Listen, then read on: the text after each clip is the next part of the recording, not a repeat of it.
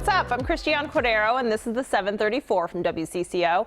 We know most of you are heading out the door, going to go get your Friday, so let's get you started with today's 7:30 forecast. Yep, it's going to be in the 36, 37 degree area this morning, or this afternoon, I should say.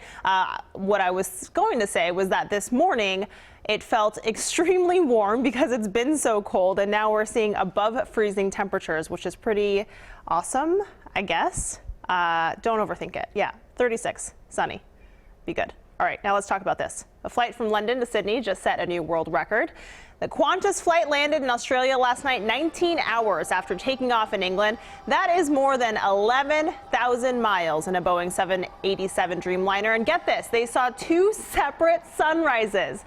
This flight overtook the Australian Airlines' own record set just a few weeks ago from New York to Sydney. So we want to know, would you take a 19-hour flight? What would you do on a 19-hour flight? Do you like having a layover so you can stretch and walk around? Would you be sold on first class? I would imagine it would be pretty luxurious.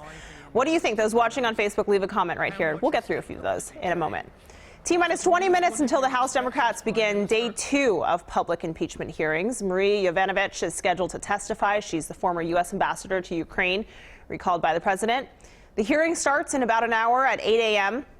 You can watch it live here on WCCO or stream it on CBSN. The latest school shooting, it hits really close to home for me because it is home. I grew up 3 miles away from Saugus High School in Santa Clarita, California. Police say a student identified as Nathan Burhow killed 2 students and injured 3 others yesterday morning. He then turned the gun on himself, but he is alive in grave condition. He carried out the shooting on his 16th birthday. Police have not yet identified why. We're hearing from a Minneapolis family after a devastating crash for the first time ever. A brother and sister almost died while getting ice cream.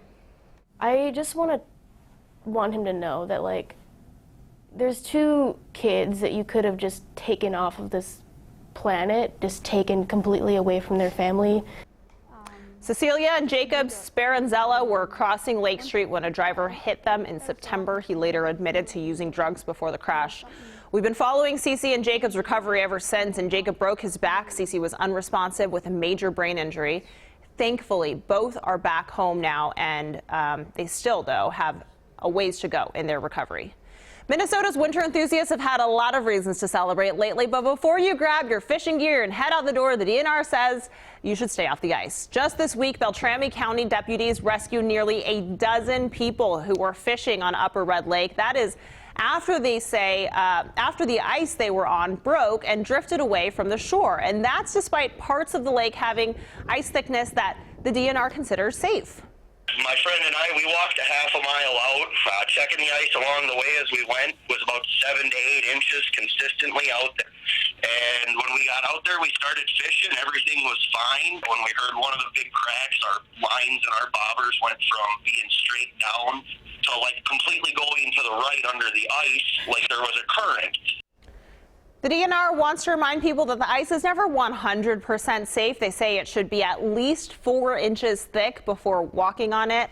So just be mindful, maybe wait it out just a little bit longer. Best Buy has a new way of getting you your holiday deliveries more efficiently. It's custom making boxes fit specifically for your order. We all know the dilemma, right? You buy something online, even if you buy a few things in one order, it arrives, it takes up a pretty small part of its packaging. I'm not real excited when I get a very small item in a fairly large box and have a lot of packing to pull out, and then this tiny item. So Best Buy is one of a few companies doing it differently. This scanner creates a 3D image, which is used to cut cardboard to the exact size it needs to be. Best Buy also showed us how they are able to deliver orders so quickly. One big thing it added lately is automation. You click purchase, your distribution center gets your order. These robots retrieve the item, then they send them on their way. It's pretty fascinating stuff. Before, an employee would have to walk around 7 miles a day, up and down the aisles to fulfill those orders. Really interesting stuff there. Cat allergies could soon be a thing of the past. Swiss researchers say they've developed a vaccine given to cats that could stop allergies in people. Sure, the cats appreciate that. Company HypoPet says it works by neutralizing the allergens inside of the cat. It could be on the market by 2022. Important to note, the vaccine will treat the individual cats but will not prevent allergy sufferers from having allergic reactions to all cats.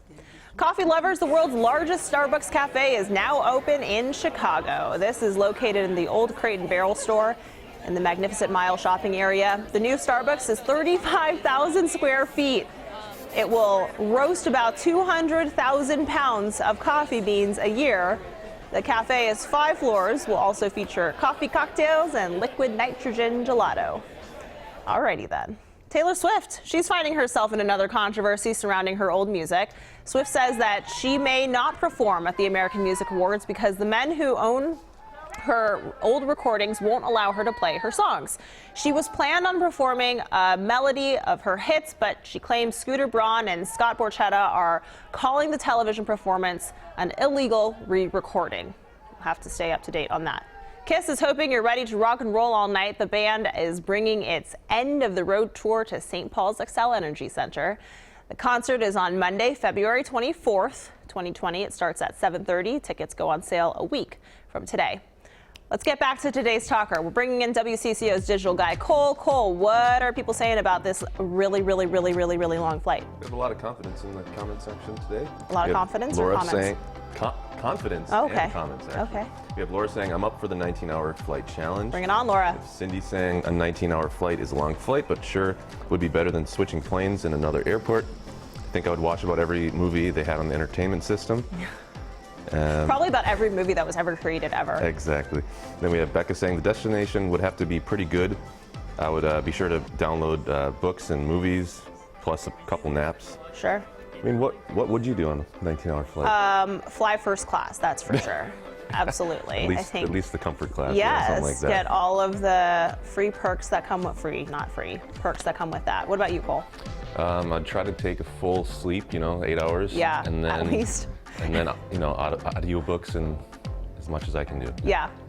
All right, cool. Well, if you go on that flight, let us know on the next 734, probably in like 3 days because it is Friday.